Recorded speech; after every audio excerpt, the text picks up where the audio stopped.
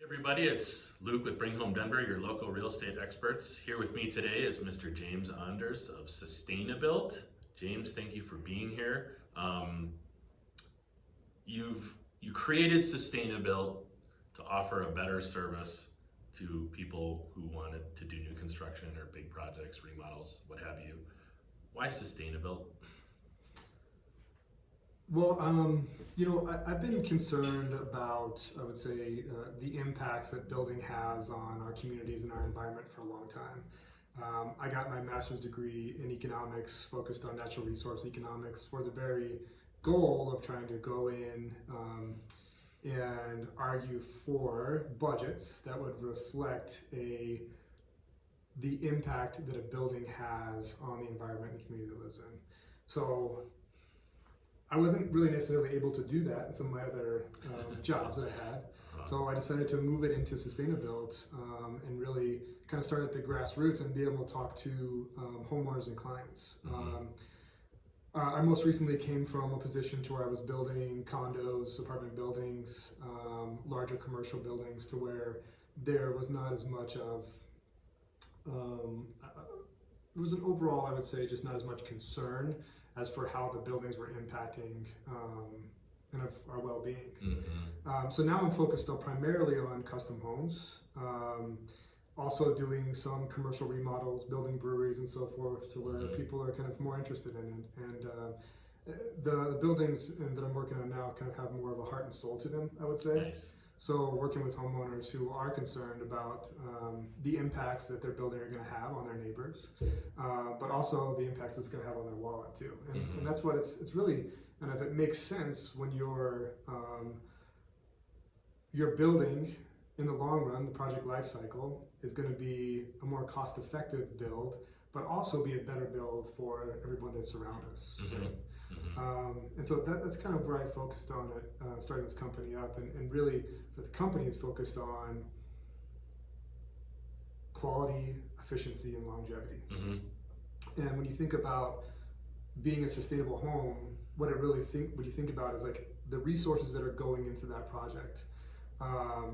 It doesn't necessarily have to be a green material that we're using if it's going to be in place for 1,000 years, right?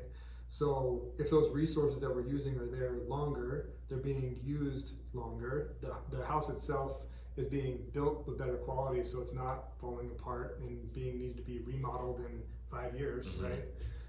That even goes to design, right? Building something that has a design that's more timeless, so that 10 years from now you're not looking at it and being like, oh well, I got to remodel this because I've got green shag carpet, right? So I mean, it plays into all those different aspects of it, and it really plays near and dear to my heart, of course, but also how the homeowners in the long run are getting to enjoy what we're building, right? That's huge. It is huge. It really is huge. And knowing that when I'm out there working with them, talking to them about, hey, here is a heat pump hot water heater that you can use that is 4 times more efficient. Here's rebate programs that we can take advantage of, to where this is going to be able to pay itself off in a year.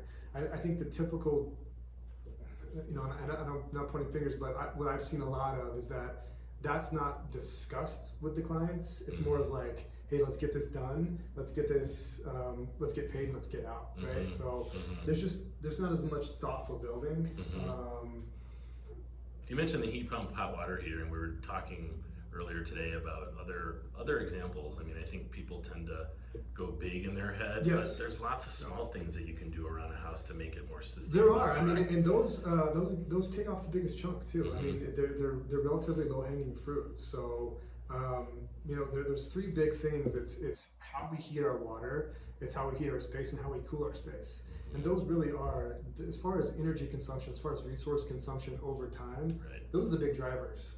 So that if you're able to go with, I know we don't have time to get into it today, but a heat pump hot water heater, a heat pump heating and cooling system, or an evaporative cooler like I have on my house. Most people think of evaporative cooler, they think swamp cooler.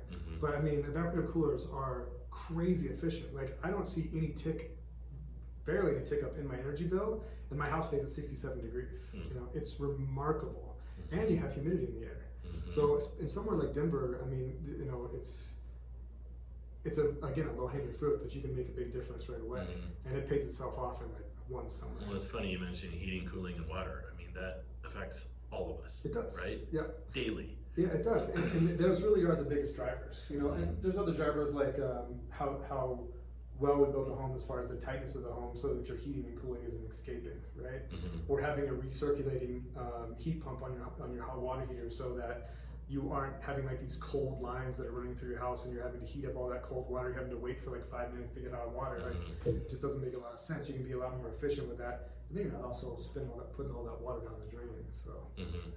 Yeah. No, this is so fun to talk to you about. We appreciate your time. If you'd like to get in touch with James, please feel free to get in touch with us. We will connect.